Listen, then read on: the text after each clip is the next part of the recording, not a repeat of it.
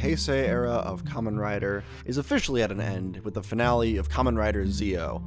And I have not talked about Zi-O on this channel at all. I have not really given my thoughts. I've mentioned them in passing once or twice, maybe in a different video. But it is over, so I thought I would sit down and give my thoughts in their entirety. Which does mean I'm going to have to backtrack a little and talk about some things I think about the show as a whole that I might have talked about in earlier videos had I made them. But, given all that, I do not like Kamen Rider Zi-O. I do not hate it, and I do not think everything in it is bad, but I definitely think it is lesser than the sum of its parts for sure. So, given that, I have a bit of a breakdown here of the things I want to talk about mostly, why I did not enjoy them, and I do hope that you'll remember these are just my opinions. If you enjoyed Zi-O, I'm very happy for you. I'm glad you did. I'd love to hear why you did. If you did not enjoy Zi-O, I would ask that you be nice about it. You know, it's fun to rag on it if you don't like it, but, you know, be kind if others disagree and just be conscious of others. With that, let me complain for a while. So, I had to think about an angle to tackle this from, and for starters, I want to talk about just the structure of the show as a whole. In my mind, Zi-O happened in 3 distinct parts. Part 1 felt like it was mostly an anniversary show. Then in the middle, it felt like it was mostly leaning into its original ideas. And then in the final lap, I thought it was melding those two together for the most part. I think each of these parts is of varying quality.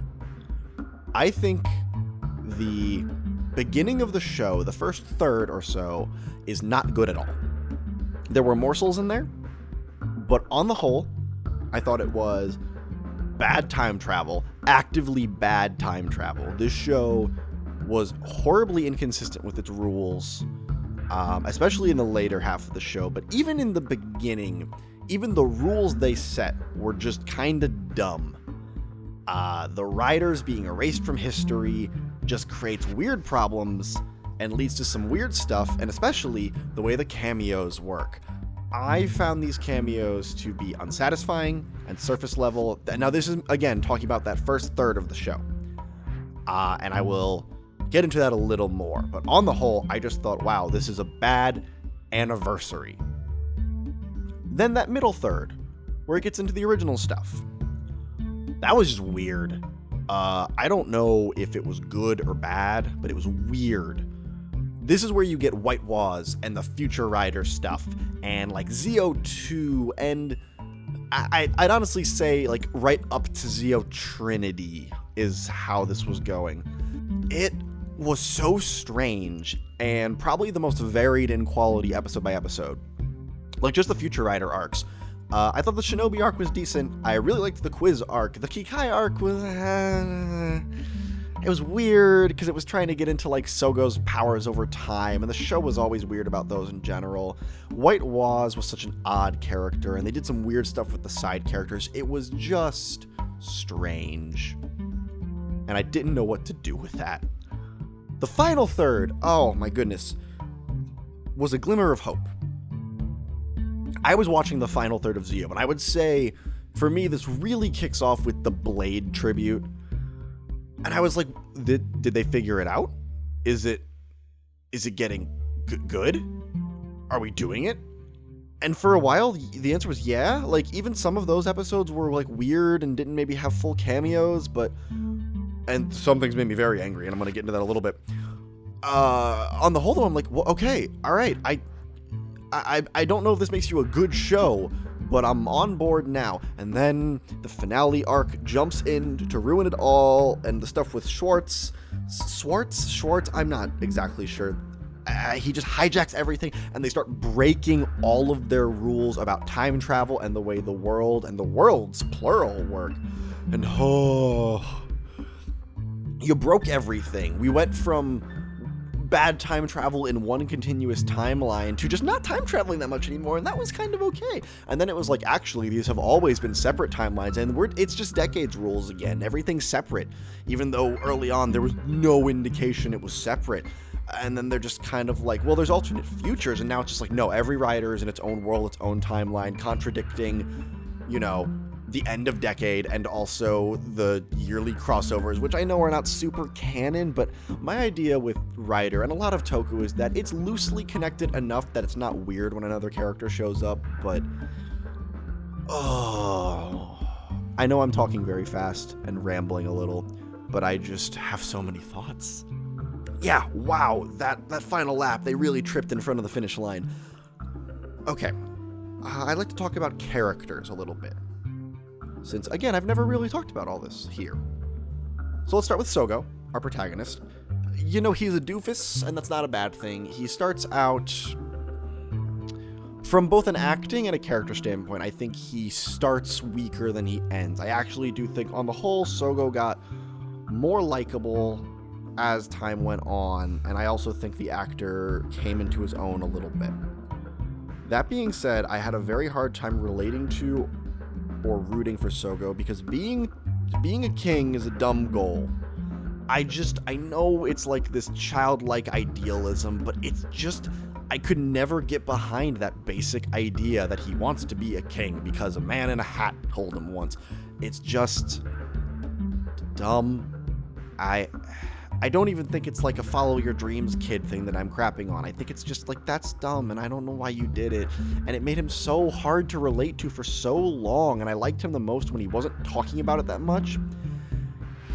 I liked it more when, kind of later in the show, it became more, if I'm going to become Oma Zi-O, I'll either avoid it or I'll defeat him and replace him as like a good ruler. Like, I have to be a ruler no matter what. But early on, it was just a lot of, hello, I'm Tokyo Sogo and I'd like to be a king. And that's weird. It's weird. I don't know. Even his powers are weird and inconsistent. That's nothing on the actor. That's a writing thing. But I don't dislike him. I used one of those tier makers once to rank the Heisei main riders, and I put Zi-O in a lower category that I titled Depends on the Episode, and that's really how I feel about him. As far as our secondary goes, Gates. He was fine. I don't know. He's not my favorite. I don't hate him, though. I will say, actually, credit to the show, I thought his progression to liking Sogo felt more or less correct. Correct's a bad word, but I felt like he got there in the most natural way he could get there. And, you know, I thought there was some interesting stuff happening with him. You know, a dead set on his goal, an antagonistic secondary. I got it. I do think they sort of didn't know what to do with him after the Revive arc at times. Sometimes he was just there, and, you know, his personality contrasts with Sogo, so there is something to be said there, you know. A guest character who interacts with Gates is going to get a different experience than Sogo, so there's that. And he had kind of that relationship with Waz that they don't expand on much beyond one time saying Waz was in the rebellion. I don't know, it's not that I have a lot to complain about with him, it's just, like, at the end of the day, he's not gonna be memorable for me. He's very, like, mid-tier in terms of secondary riders, like, probably mid-tier, maybe a little on the low side. Also, from a writing and powers perspective, I guess Revive just doesn't kill him anymore. Remember in Build how they could just kind of use the hazard level growing thing if something like that was happening? Like, you could call that a cop-out, but at least it's written in. You know, they could at least say they put something on the page that does technically justify it. Gates' Revive just, I don't know. It was his power-up, and that's it. That's what we got. And on the note of the finale, I didn't care when he died. Part of it was that I knew he wasn't actually dead, but I think even if I didn't, it was just so sudden, you know? Like, he wasn't even in that fight for most of it. Like, he had been off in his time machine beating up a bunch of monsters, and then there's this big Sogo Swartz fight, and then he runs in and takes the hit, and it's just like, okay, I guess it's happening.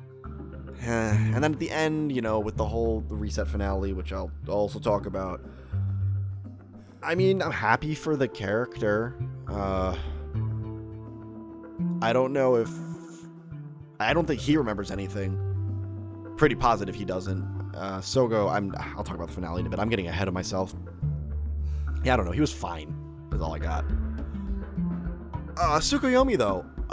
What an absolute waste of potential. She starts off with amnesia, and in Toku, a character with amnesia, something's gonna happen real big, and they just never know how to use her. She's a plot device for most of this show. Whether Swartz is trying to get her and get her power, or she's just, I don't know, there. Like, I appreciated how often she at least, pulled a gun on monsters. And she was proactive, but they didn't know what to do with her, and I think that was really clear when Zi-O 2 debuted, and on a dime, she is horrified of Sogo, and suddenly on the White Waz train of, he's gotta die, he's gonna be Oma Zi-O, it's very obvious. From the beginning, she's the one who's like, no, Gate, that's not gonna happen. And as Gates is starting to come around, she just immediately, the second Sogo has a single time power, she's like, nope, it's gonna happen. And it just felt so out of character, and it had nothing to do with the way she'd been treating him. You could have made her trepidatious, but to just have her immediately go, nope, never mind, this is terrible, and Sogo has to die. And what they did with her seemingly dying on the bus was just using her, and it was so dumb, and it gave Gates motivation. It was like fridging. They reverse it, but it was basically fridging. And to do that with one of your major characters was just, it was awful. I just wanted more for her. Her Rider debut is a waste. I don't think getting the killing blow on Swartz, I mean, she doesn't, actually. He still gets kicked after that. But, that doesn't make up for anything. She transforms and then immediately just... I'm sure she's gonna transform and fight in the next movie she's in. And I will appreciate that, but I don't, she just has the vague hand sword that Aura had. Aura? I'm not sure there either. It would be Aura, because in Spanish you don't say the H. And I don't know. I wanted so much more for her. And from the beginning, we had the Tsukuyomi, the text on the belt that we knew about from belt hacks. And then they did the joke in the .5, and we got hopeful, and then we got disappointed, and then we got hopeful again, and I was disappointed again. Now, Waz, I have such mixed feelings about. On one hand, I love him. He's so much fun.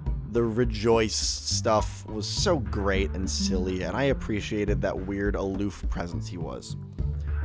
On the other hand, what is he? Why does he have vague scarf powers? Why can he seemingly time travel of his own free will? Was he a traitor? Was he a genuine rebel who betrayed them? Or was he always an inside man for Oma Zi-O? My only hope is maybe the movie explains it because the Quartzers look like him. But honestly, I don't know. They just did not explain. They were like, yeah, he's a herald of Oma Zi-O, and they thought that was enough? It just didn't make sense. And I do like him, but it was just odd. And I liked him as a rider. That was cool. The future rider power-ups were interesting. But it's weird that just at the end, it's like, oh, there's just no closure on him. And he's just gonna stalk Sogo from now on. I don't know. I like him, but it was just weird. We don't learn anything, and that's annoying. On a villain side of things, I guess Swartz is our main villain. I'm gonna read you my notes verbatim. Who cares? His plan is bad. Whatever. It's a bad plan. It really is, because his goals are weird. Because he wants to be king, but he also wants to save his world, and he can do one of those things and then do the other. Also, why would you erase the memories of your sister and banish her only to interfere with the timeline you put her in. Like that, I know it's like, oh, I'm gonna take her power, but like that, I think the steps of your plan made that harder for you to do, and I don't understand. It's just convoluted and dumb, and I feel like if I really sit down and like write it out, it makes more sense than it does when I passingly think about it. But I don't care. I didn't care about him. I didn't want him to be our main villain. I knew he was up to something, but I was hoping he'd be like in Sentai, how there's a lot of those times when a new villain arrives halfway through the show who seems like they could be almost on the level of the main villain, and they are either going to become the main villain or get their ass handed to them by the main villain. And this is one of those times where I really wanted the main villain to just wreck them, and it was annoying. Like, the Another Decade thing isn't the worst idea, but it's just so convoluted, and I just did not care. With the other time jackers, Ora and Uru, it's hard to say. They were more fun than Swartz, but I, again, didn't care about them, and it's weird, like, their goal was to stop Oma Zi-O from becoming king, and we learned that these two were brought into the fold by Swartz. But then why do such horrible things and pick horrible people to be another riders? And I don't get what they were doing, but I guess they're good and nice now. And when she killed him, I just didn't care. Also, why did she have a hand sword if her powers were gone?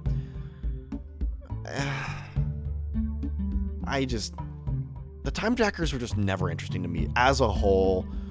Their plot wasn't bad, but I kind of wish they had just been what they claimed to be. I think it would have been better if they really were just trying to make a new king, and they don't like Oma Zi-O either. And maybe Swartz has like one extra layer of plot up his sleeve, but not all the layers he had. That was way too much. Oma Zi-O was so wasted. Oh my goodness, he was so cool. He looked so cool. And the few times he did things was great, but honestly, just not having him be the final fight felt very disappointing. And I know I'm getting into this dangerous territory where I'm letting what I wanted to happen or my expectations color what happened. That's tough, because I understand that, like, there's a difference between I would have written it this way and like saying like, I don't think that was well written. I just feel like this is both. It both isn't what I wanted to happen, but I also think when I try to take it on its own terms, it's just not great either. And there was a great fan theory early on that Another Zi-O and Oma Zi-O were the same. Not the character who becomes Another Zi-O, but just like someone in the show would become Another Zi-O, and that is Oma Zi-O. And because it changes the history of the rider, people think Sogo is Oma Zi-O because that's what history says now. It's like, he became Another Zi-O. He erases the history of Sogo's deeds as regular Zi-O, but he alters time in a way where like people conflate the two, and that's why Gates were going after him, and it wasn't really old Sogo. And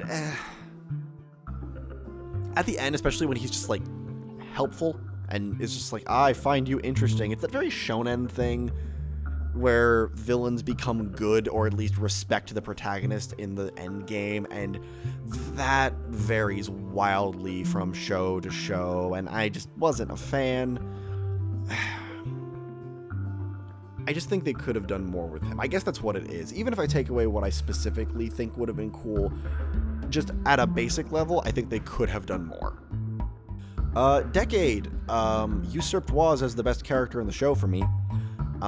I maintain, I do not like the show Kamen Rider Decade, but I maintain that Tsukasa Kadoya is an amazing character when he's not the protagonist.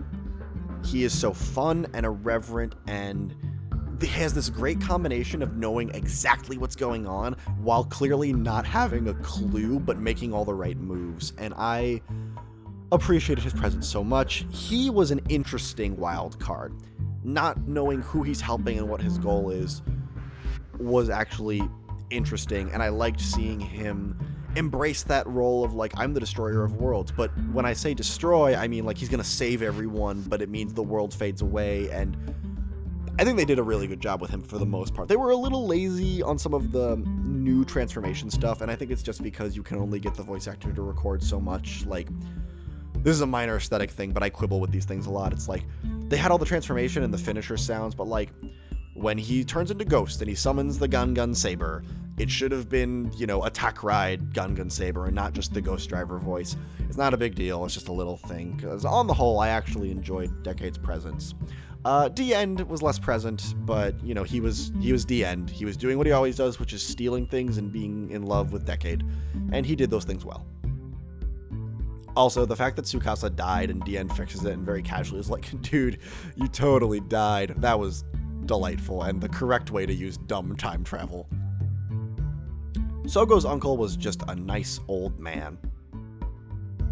That's all I've got. And I guess because he showed up more than once, I'll mention the kid who was another Zi-O. The first time he did it was kind of interesting. The reprise to be another Zi-O 2, I didn't care. It was weird. That's about all I got. He was there, and I don't think he needed to be. Twice, at least. Alright, now I'd like to talk about the Rider cameos.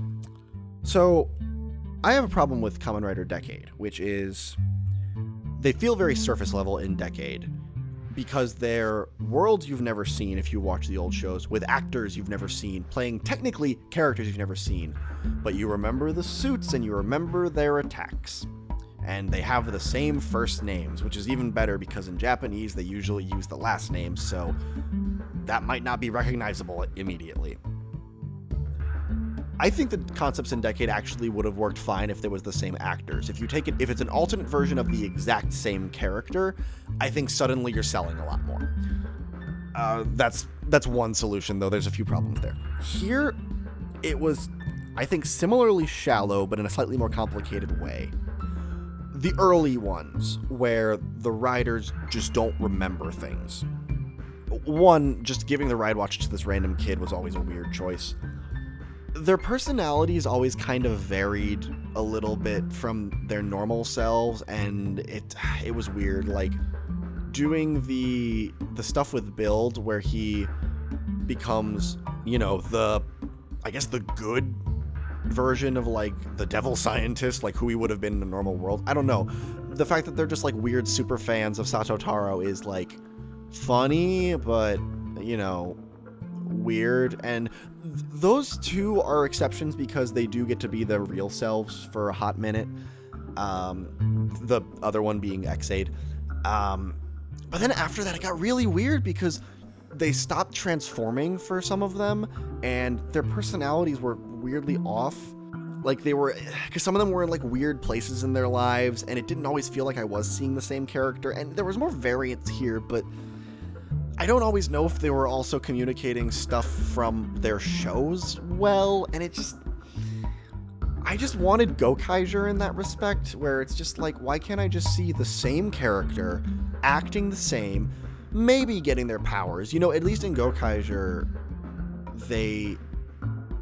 Gokaiger was nice because the team turns into the team and they do a very nice tribute fight, and Zi-O had the armors for a while until they just got rid of them, which was annoying. And I think it's, on the whole, probably better than Decade's system, but it has weird things I don't like about it, and also it's the time travel and erasing their histories was weird, because it was also like, it erases the enemies, because we'd flash back to Fourze fighting the Scorpio Zodiarts, and then he loses his powers when they make another Fourze, and they both fade away. But then in the finale of the show, all the monsters are there, and it's like, because the riders didn't exist in their worlds. Well, but then, why? You can't show me these things and then contradict what you've shown me, even if it was just a passing thing. I don't know, it was very strange. Obviously, they couldn't always get a good cameo, which was annoying. Like, it's understandable, but why couldn't you write around it? Like, position the cameos differently if you know you're not going to get the rider? Like, did you really need a Fourze ride watch if you know you're not going to get Fourze? I don't know, that was strange.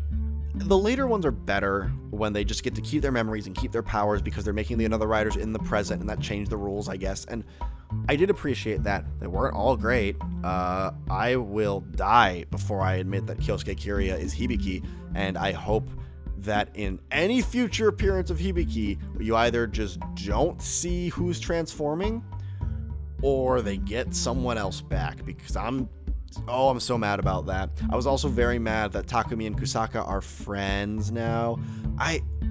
Watch Faiz if you want to understand their relationship, which is Kusaka wants Takumi dead. Just always. They did such weird things in both halves. I don't know. And there was cool stuff. There were some good ones. Blade and Chalice was great. I actually like Kagami becoming Kabuto. In my mind, that's probably temporary, like the Kabuto Zector flies back to Tendo when those powers are given back. But it was just so messy, and I don't think it was ever really worth it. And I think maybe if they had leaned into just being an anniversary show and whatever Zi-O's purpose is was simpler, maybe they could have focused on it more, but it was truly bizarre at times. On a different note, and on a simpler note, I want to talk about just the aesthetics of the show. I haven't had a chance to do that, just designs and things like that. So the base suits for the riders are actually all pretty good. I think Zi-O, Gates, Waz, and Tsukiyomi all very strong base rider designs. The lettering idea is a cool thing, especially with the form changes. I think the clock and watch motif came across well. I like going from analog to digital to smartwatch. That was all cool. But those all look really good. Actually, I'm very impressed Tsukiyomi's suit looked good considering how late in the game it was. I was expecting like a Baron Lemon Energy where they just took two suits and mashed them together because they needed one real quick. I think the upgrades kind of vary. Most of the rider armors look good, although I have a nitpick I'll get to. I think they capture the idea of the rider very well without being the decade I'm just wearing the suit kind of thing. I do think some of their powers are a little too simple, like the build armor mostly just being I have a drill was not as interesting as it could have been. I would have liked more abilities beyond like a weapon and a finisher for some of them. Not all of them, but for some of them. And I mean, some of them he's just punching things but wearing a different suit, and like you could have done more. The unique upgrades were varied. Zi-O 2 surprisingly looked good, because originally I was like, that's a weird concept. I like Trinity. I know a lot of people don't, but I like Trinity. I thought it looked neat. That's about all I can say. Grand Zi-O, stop covering Toku heroes in other Toku heroes. Decade Complete doesn't look good. Gokai Silver Gold Mode doesn't look good. Just stop it. It's dumb. Like, Oma form from the Zi-O movie would have been a better final form. I don't get it. I like Gates Revive. I know some people don't. I do. I think it's interesting. The dual forms are cool. All Waz's forms are, the Future Riders, so they're okay. The Future Riders themselves, even though they're scrapped together suits, I think look better than Waz wearing their parts. Ginga gets a cape, though. That's neat. I'm always into that. The Another Riders look amazing, though. They are so scary and creepy, and I truly love them. I don't know that there was a bad one. Like, maybe Another Agito is just the original Another Agito, but also what else were you gonna do? And Another Kuga's a big CGI mess, but it's like, it design-wise looks correct. It's just, they chose to make it a big CGI mess. But all of them looked amazing, and they had a lot of little touches that were good. But on that note, okay. I am a big stickler for consistency in aesthetic and tech in Toku. When something happens later in a show that doesn't quite go with, like, how come when you press the button and it did that attack last time, it worked different this time? Things like that bug me. I know it's silly, but it's just, I like when systems are consistent. Zi-O had a few design flaws in that respect that bugged me much more than they probably bug anyone else, but I do need to talk about them. 1. Not all the Another Riders had scary drivers. I don't know why that choice was made. I don't know why they didn't all have scary looking versions of the original belts. That probably bugs me the least, but it is weird. And it happened like very quickly. Like another XA doesn't have a weird gamer driver, and I wanted a scary Nickelodeon splat toy. Like, come on. However, on the Hero Rider side, the Rider armors, which again, man, it sucks we didn't keep getting them, but we do have art of them from the Ride Watch boxes that you can buy. You also can see them in Ganbarizing cards and things like that. The gimmick shoulder pads are such a good idea. And there are riders who just don't follow the rules because someone had a different idea, and I guarantee you could have made it work with weird CGI. Like, O's doesn't have metal shoulder pads, and like the tiger thing is kind of neat, but I'm sure there's a way you could have put like a metal on it. Heisei doesn't have Astro Switch shoulder pads because he turns into a rocket. I'm confident you could have found a way for him to fold into a rocket while also having Astro Switches on his shoulders. These are not big deals, but they really do bug the hell out of me. And all I can say is if I was in the room, I would have been like, but that's inconsistent, and maybe I would have been pushed away. I don't know.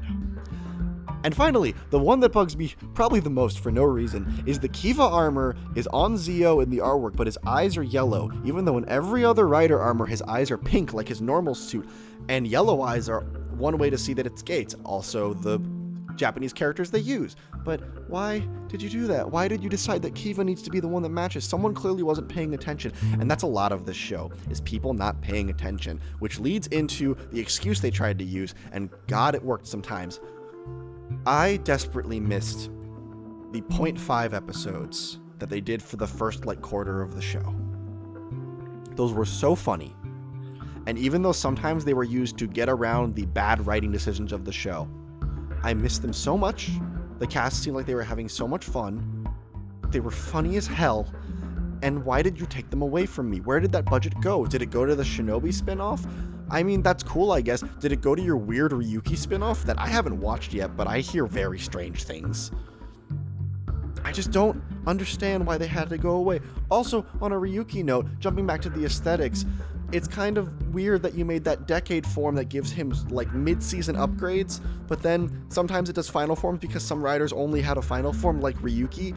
That's, you didn't think that through very well, and that's a problem. Also, just because people are going to say it, Tajidor is still not Oz's final form, and there's a million things Toei and Bandai have made to prove that, and I know when people saw him do that with the Oz armor, they're like, it's the final form, but, Rapid Tank Sparkling is not Build's final form. I don't know what to tell you.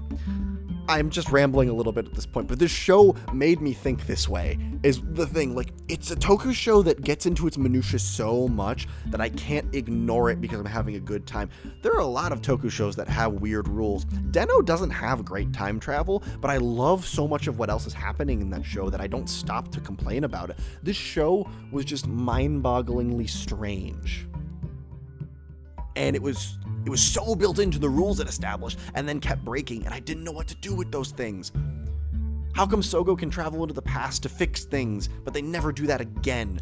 How come Sogo can rewind time once he has Zi-O 2 and doesn't use that to stop deaths and destruction?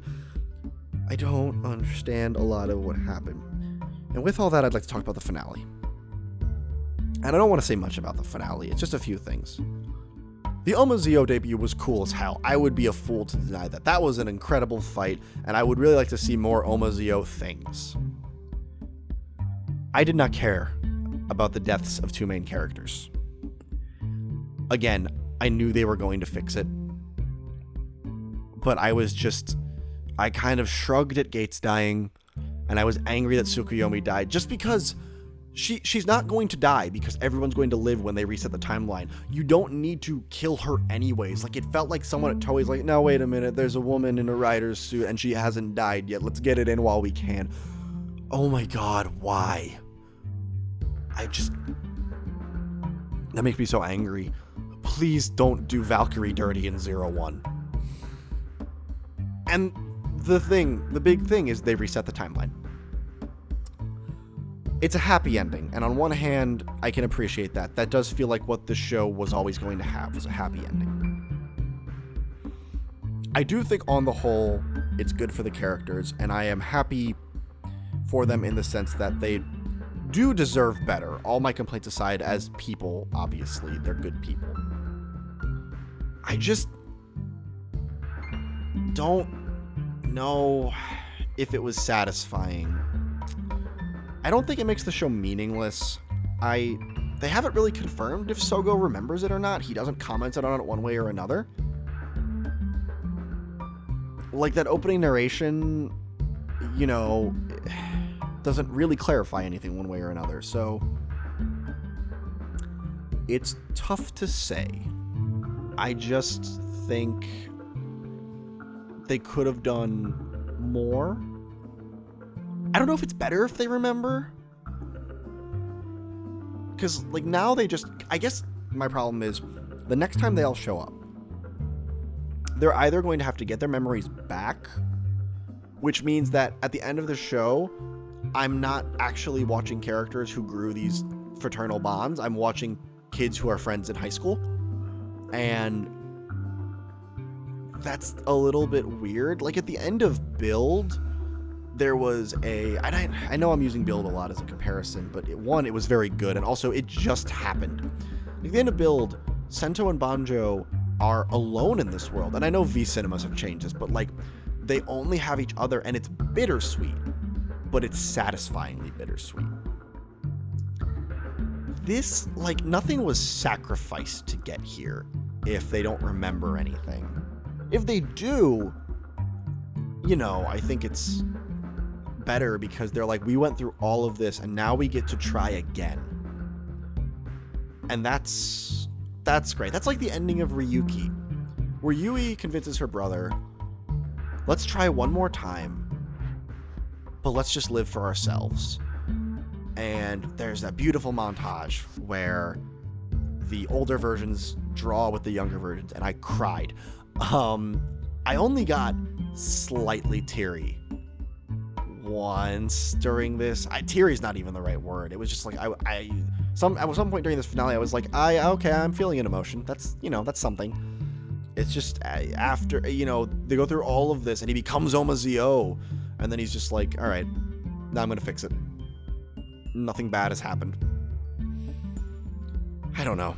It wasn't enough for me. That's the best I can say. And sometimes it's hard to put these things into words. Sometimes you are just saying what you feel, and you don't have to justify every opinion. And I do hope that anyone having discussions about this stuff knows that sometimes it's hard to explain why you feel a way, and you just have to say, I just feel that way. And I am trying to be articulate for the sake of discussion in this video, but man, it's tough. It was tough. So that's Zi-O. I did not care for it. There were some good tribute episodes. There were some good character moments. There was occasionally some good writing and some good plot stuff. A lot of things looked cool sometimes. Action could be fun. There's some great action moments. I'm trying not to let my opinion of the show color some of my specific memories, because there were some cool things. I cannot deny there were some cool things, but not enough to make me feel good about this. It is, as I said, less than the sum of its parts. Some of its parts are just not for me anyways. And it's disappointing. When the show was announced, I was kind of like, oh, it's going to be Decade 2. And then it kind of wasn't. And then it, at the end, kind of was. I mean, it really was. And I didn't have a great feeling after episode 1, which is kind of rare. I've always said that episode 1 of a Toku show is always good. And I always say this to my friends when we talk about how excited we are. Like, be excited. Let that joy fill you. But it's dangerous to assume that the first episode of a Toku show, or any show at all, is indicative of how everything else is going to go. But I think Toku is special because it's a long season. Every Toku show, I guarantee you, is rewritten at some point. Some major plot point is changed for some reason, because it's long running and there's toys to keep up with, and things just change as the time goes on. And I really think you don't get a good feel for the show until, I don't know, 5 episodes at the earliest maybe, but there have been shows that have won me over later, there have been shows that have lost me later. And as it stands, Zi-O took me on a roller coaster, and there was a time where I was like, is Zi-O gonna finish strong? And it just couldn't make it for me, and I'm sad about that. I'm not happy to dislike this show, but I do. Actually, my 2 least favorite shows in Kamen Rider, because I've only watched Heisei, are Decade and Zi-O. Decade is the lowest for me, and that's mostly because it doesn't have an ending without seeing a movie, and I can't approve of that. But it wasn't enough, and it could have been so many other things and so much more, and it's unfortunate we could not get there. And that is all I have to say at the moment about Kamen Rider Zi-O. I'm sure Sogo will pop up again soon. If I watch it, we'll see. I'm very bad about watching movies and specials after the fact. I hope, however you feel about Zi-O, you at least consider what I have to say, or at the very least, respect that I'm allowed to have my own opinion. And if you disagree with me, that's awesome. Genuinely. I'm not even saying that sarcastically. I know people who did actually really like this show, and that's great. Opinions are cool, and you're allowed to have them. But with that, that was my opinions on this show. Please let me know what you thought of the show. Did you agree? Was it a disappointment for you? Did you have a great time and you don't know what I'm talking about? Was it somewhere else in the middle? Do you have weird, unexplainable feelings about it? All of those things I'd love to know. I like having discussions about these. That's why I do this, is just to be able to talk about it and hopefully have other people talk about it too. Thank you for listening to this long rambling about our clock boy who has moved on. And very soon, actually as I record this, it has already begun. The Reiwa era has officially begun for Kamen Rider, with Kamen Rider 01. At this time, I have not seen it subbed yet, but I have seen the raw clips, some of them from the YouTube upload, and I'm certainly excited. But as I said, it's episode 1, and you never know. But thank you again so much for listening. I will be back with more silly ramblings about this children's show from Japan. Until then, everyone, take it easy. Thank you again, and have a wonderful rest of the day.